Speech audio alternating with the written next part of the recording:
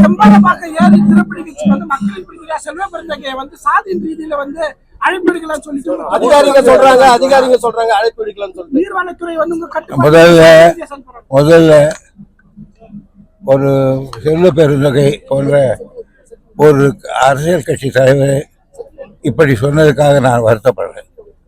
பொதுவாக உண்மை என்ன தெரிஞ்சு பேசணும். பருவமழை மூடி மறுபடியும் பருவ துவக்க அரசியல் மேட்டூர் டேம் திறந்து நிரம்பி இருந்தால்தான் சீஃப் மினிஸ்டர் வந்து திறப்பார். அந்த ஒன்றை தான் நாங்கள் திறப்பாங்க. லோக்கல் திறப்பாங்க. இது மாதிரி சின்ன சின்ன இதெல்லாம் ஆற்று குறுக்கு மேலே கட்டியிருந்தா பண்ண மாட்டாங்க. அதுக்காக அவர் வந்து அவ்வளோ பெரிய சொல்லி செய்கிறார்.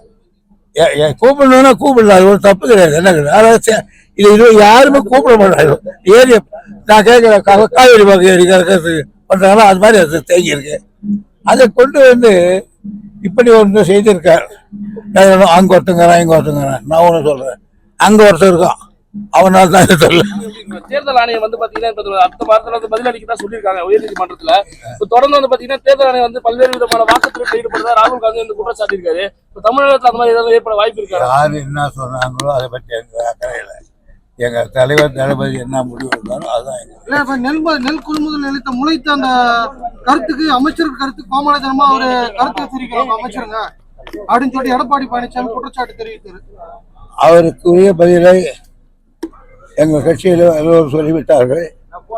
குறிப்பாக சிறப்பாக உணவுத்துறை அமைச்சர் தெளிவாக்கிறார். ஆகியனால அதில் ஒன்றும் அரசியலுக்காக பேசுகிறார் தவிர அரசியலில் பேசவில்லை.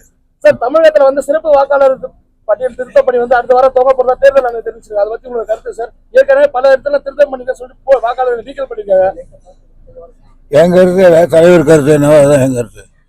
துரோகத்தின் நஞ்சுச்செடியாக அதிமுக கட்சி அனைத்தும் அழித்து வருகிறார் என இவரு அமமுக புதுசா டிடிவி தினகரன் தெரிவிக்கிறார். எடப்பாடி பெரிய கட்சிக்காரர் பதில் சொல்ல வேண்டியதுதான். வடகிழக்கு பருவமழை முன்னிட்டு முன்னெச்சரிக்கை நடவடிக்கை நீர்வளத்துறை சார்பாக அனைத்து பணிகளும் முழுமையாக செஞ்சிருக்குமா சார்? எல்லாம் கிளீனா இருக்கு. எல்லா பெரியார் டேம்ல இருந்து சாதாரண இது வழி எல்லா நடவடிக்கை எடுத்துருக்கோம்.